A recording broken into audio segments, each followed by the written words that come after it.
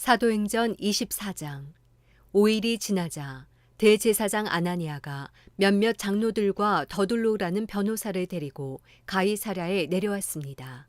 그들은 총독 앞에서 바울을 고소했습니다. 바울이 불려 나오자 더둘로가 그 사건을 벨릭스 앞에 고소해 말했습니다. 우리는 각하의 다스림 아래서 오랫동안 태평성대를 누리고 있습니다. 각하의 성견 지명은 이 나라에 개혁을 가져다 주었습니다. 벨릭스 각하, 저희는 언제 어디서나 이것에 대해 깊은 감사를 드리고 있습니다.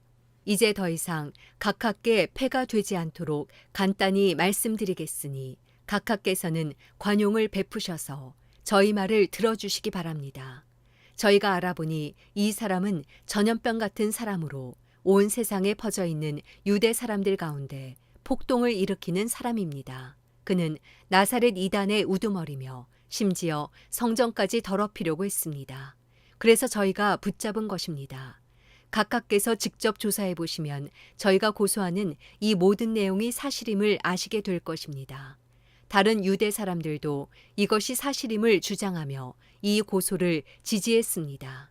총독이 바울에게 말하라고 손짓하자 바울이 대답했습니다. 저는 각하께서 몇 년 동안 이 나라의 재판관이셨던 것을 알고 이제 기쁜 마음으로 제 자신을 변호하고자 합니다. 제가 예배를 드리러 예루살렘에 올라간 지 12일밖에 되지 않은 것을 각하께서 조사해 보시면 쉽게 아실 수 있습니다. 저를 고소한 사람들은 제가 성전에서 누구와 언쟁을 한다거나 회당이든 그 밖의 도시한 어떤 곳에서도 군중을 선동하는 것을 본 일이 없습니다.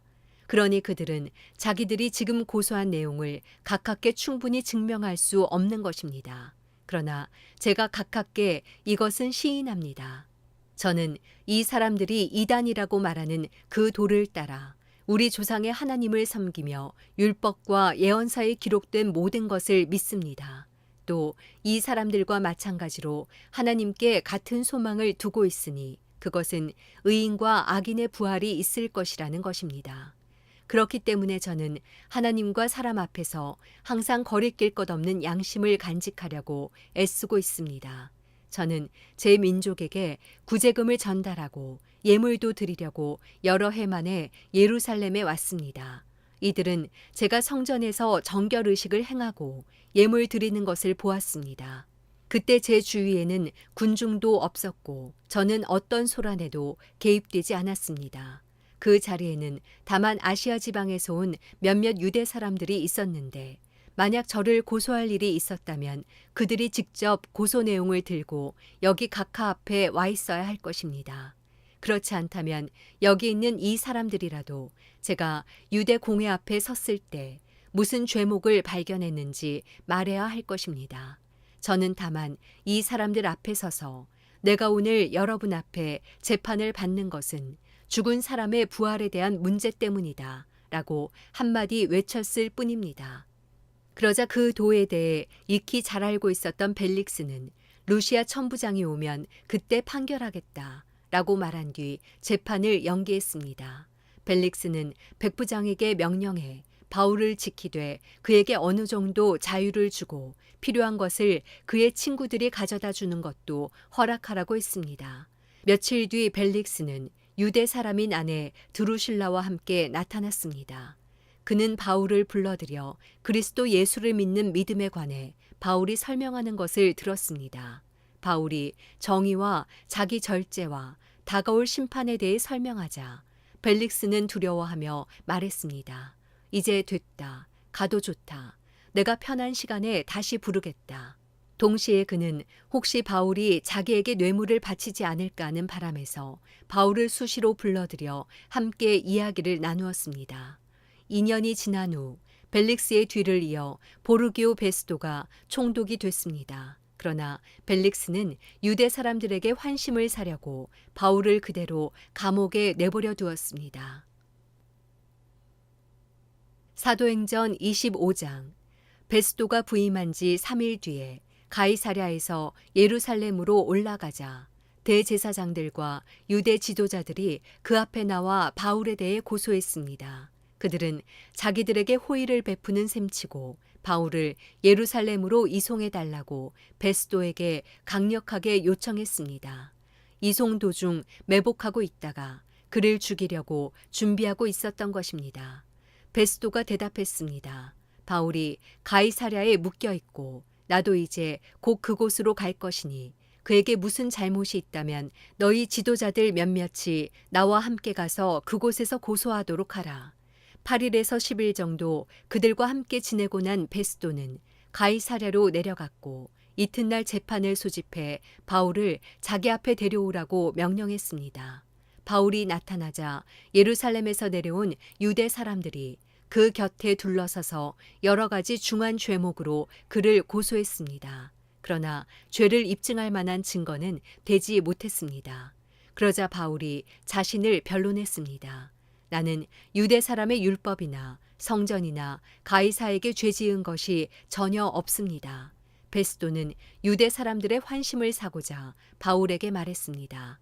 내가 예루살렘으로 올라가 이 고소들에 대해 내 앞에서 재판을 받겠느냐? 바울이 대답했습니다. 내가 지금 가이사의 법정에 섰으니 당연히 여기서 재판을 받아야 할 것입니다.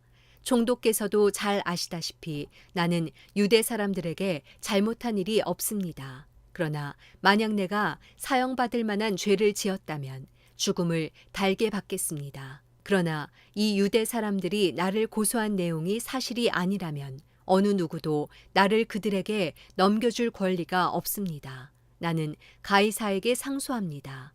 베스도는 배심원들과 상의하고 난 뒤 말했습니다. 내가 가이사에게 상소했으니 가이사에게로 가야 할 것이다. 며칠 뒤 아그리빠 왕과 버니게가 베스도에게 문안하러 가이사랴에 도착했습니다. 그들이 그곳에서 여러 날을 지내고 있었기 때문에 베스도는 바울의 사건에 대해 왕과 논의하게 됐습니다. 베스도가 말했습니다. 이곳에 벨릭스가 죄수로 가둬놓은 사람이 있는데 내가 예루살렘에 갔을 때 대제사장들과 유대 장로들이 그를 고소하고 유죄 판결을 내려달라고 청원했습니다. 고소인들과 맞닥뜨려 그 고소한 내용에 대해 스스로 변호할 기회를 갖기 전까지는 어느 누구든 넘겨주는 것이 로마 관례가 아니라고 설명해 주었습니다. 그래서 그들이 나와 함께 여기 오게 됐고 나는 그 사건을 연기하지 않고 바로 그 다음날 법정을 열어 그 사람을 데려오게 했습니다. 그러자 고소인들이 일어나서 말했는데 그들이 고소한 것은 내가 짐작했던 죄가 아니었습니다. 그들의 논쟁거리는 그저 그들의 종교와 예수라고 하는 죽은 사람에 대한 것이었습니다. 바울은 예수가 다시 살았다고 주장하고 있었습니다. 나는 이 사건을 어떻게 해결할까 망설이다가 그에게 예루살렘으로 가서 이 고소에 대해 재판받을 마음이 있냐고 물어보았습니다. 그랬더니 바울은 로마 황제의 판결을 받겠다고 상소해서 내가 그를 황제께 보낼 때까지 붙들어 두라고 명령했습니다. 그러자 아그리빠가 베스도에게 말했습니다. 내가 직접 그 사람의 말을 들어보고 싶습니다. 그러자 베스도는 내일 한번 들어보십시오 라고 대답했습니다. 이튿날 아그리빠와 버니게가 위엄 있게 차려입고 와서 높은 관료들과 그 도시의 지도자들과 함께 재판정으로 들어갔습니다. 베스도의 명령에 바울이 들어왔습니다. 베스도가 말했습니다. 아그리빠 왕이여, 그리고 우리와 함께 여기 참석한 모든 분들이여, 이 사람을 보십시오. 예루살렘에서 또 여기 가이사랴에서 모든 유대 사람들이 그를 살려둬서는 안 된다고 외치며 내게 탄원했습니다.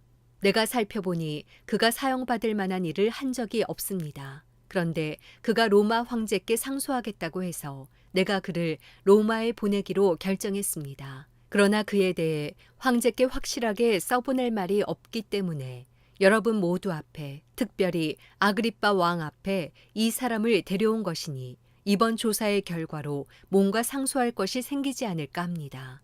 고소 내용도 구체적으로 명기하지 않고 죄수를 보내는 것은 상식 밖의 일이기 때문입니다.